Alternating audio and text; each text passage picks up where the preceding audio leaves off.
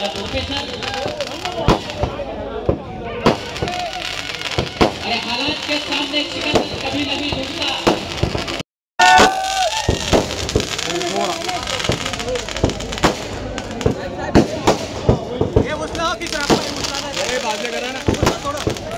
हालात के सामने सिकंदर कभी नहीं झुकता और टूटे सितारा आसमान में जो कभी जमीन पर नहीं गिरता। अरे शौक से मिले दरिया सागर से, मगर कभी कोई सागर किसी दरिया से नहीं मिलता।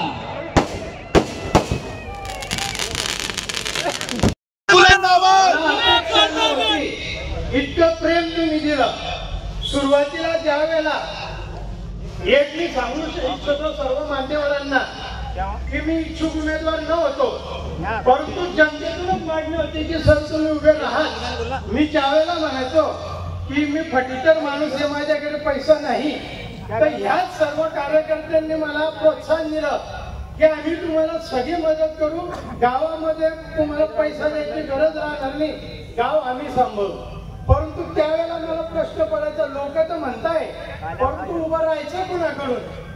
मग त्याच वेळेला ज्या वेळेला राष्ट्रवादीकडून चर्चा सुरू झाली त्यावेळेला या सर्व आमच्या जामनेर तालुक्यातल्या राष्ट्रवादीच्या नेत्यांचा आभार मानल्याशिवाय मला राहत नाही। म्हणजे ती जे नाव होते दिग्गजांचे नाव होते, डिके दादा पाटील, त्याच्यानंतर वंदनाताई, VP. Patil sir, doctor Prashant Patil, Kishor Patil, doctor Manohar Patil, अनेक नाव होते।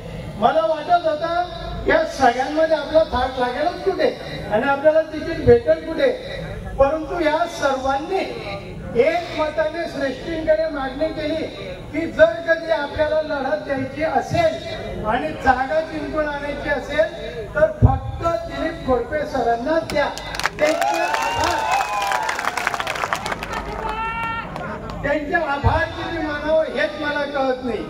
आता विषय निघाला आणि ना आता उंची चर्चा चालू होती, ज्या वेळेला मी राजीनामा दिला तो काही राजीनामा सहजासहजी दिला नाही। मला जे अनुभव आले ते मी माझ्या राजीनामे पत्रामध्ये दिलेलेच आहे। किती पद्धतीने डावलायचं याला सुद्धा काही मर्यादा होती, पण त्यापेक्षा सुद्धा कार्यकर्त्यांचीच हेटाळणी होती। मंत्री झाल्यामुळे असं वाटत होतं की यांच्याकडून कामं होतील, परंतु दुरून आलेल्या 50-50, 100-100 किलोमीटरवरून आलेल्या या लोकांची भेट सुद्धा व्हायची नाही आणि ते हताश होऊन जायचे आणि ते पाहून मन सुद्धा नाराज व्हायचं। आणि मला आता ना त्या मुंशी बोलता बोलता तीच आठवण झाली की ज्या वेळेला कमळ हे चिन्ह पोहोचवण्यासाठी उभं राहायला सुद्धा कोणी तयार होत नव्हतं, त्यावेळेला आम्ही पडण्यासाठी उभं राहायचो, फक्त चिन्ह जाण्यासाठी।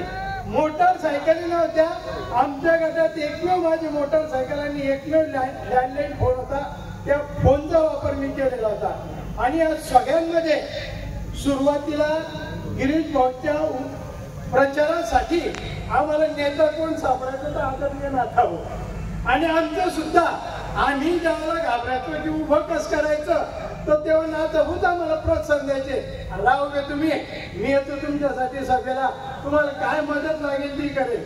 म्हणजे त्यावेळेला पहिल्या इलेक्शनसाठी आम्ही नाथा भाऊंची मनधरणी करायचो, त्यांचा मतदारसंघ सोडून भाजपच्या मतदारसंघामध्ये आणायचो आणि अशा पद्धतीने ते हळूहळू प्रबळ झाल्यावर त्यांनी हळूहळू नाथा म्हणणं बाजूला करणं सुरू केलं आणि मी तर म्हणेन भाजपी पक्षातून नाथा म्हणणं ढकललं। आणि अशा या परिस्थितीमध्ये निश्चितच मला तरी ते सहन झालं नाही आणि मी राष्ट्रवादी मध्ये यायचा आणि भाजप सोडण्याचा विचार केला। तो सर्व या जामनेरच्या राष्ट्रवादीचे नेते आणि कार्यकर्त्यांमुळे, कार्यकर्ते खूप उत्साही होते, नेत्यांनी तर साथ दिली। मग आमचा किशोर गोडसे असो, दिलीप पाटील असो, किती नावं घेता वेळ निघून जाईल म्हणून नावं घेत नाही, परंतु मंत्रिपदानंतर असलेली अपेक्षा किती फोल झाली हे तुम्ही सगळ्यांनी पाहिलेलं आहे। जळगाव हायवेची काय अवस्था झालेली, रोज बळी जात आहे, अजून किती बळी घेणारे हे रस्ता किंवा दुरुस्त करणारे हेच मला कळत नाही। अशा छोट्या छोट्या गोष्टींमध्ये सुद्धा हे आमचे जाणकार म्हणणारे 6 वेळा निवडून आलेले मंत्री काही लक्ष देत नाहीये। आणि या जामनेर विधानसभा क्षेत्र आता ज्या वेळेला ही निवडणूक आली, मी राष्ट्रवादीमध्ये जायचं ठरवलं, त्यावेळेला माझ्याबद्दल माझ्या कानावर आलं, लगेच सुरू झालं. आजपर्यंत माझी जात आठवली नाही आणि आता सांगायला लागले घ्या स्वतः मराठा समाजाचे. अरे मी मराठाच्या समाजाचा असेल, परंतु मी समाज कधीच पाहिला नाही.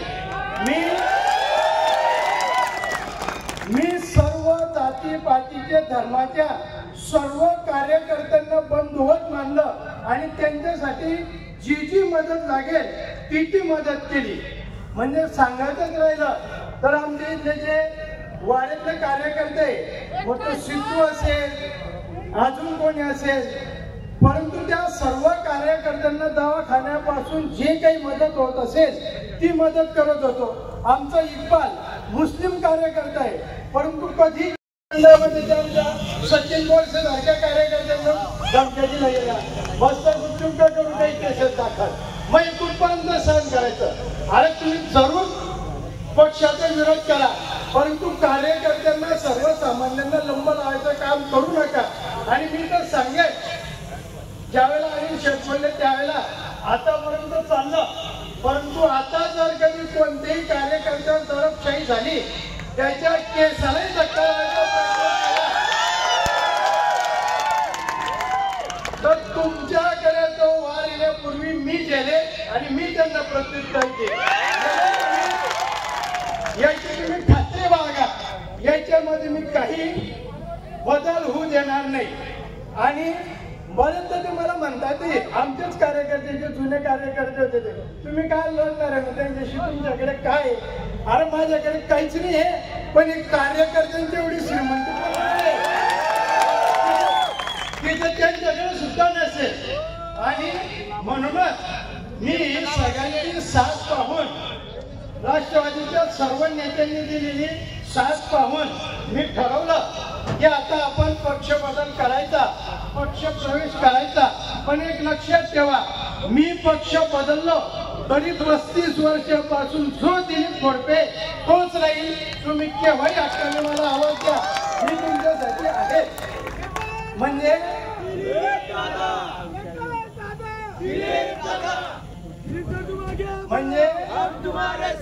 दोन मिनिटं मी जास्ती वेळ घेतो, कारण जयंतराव साहेबांना जायचंय पोतवडला. पण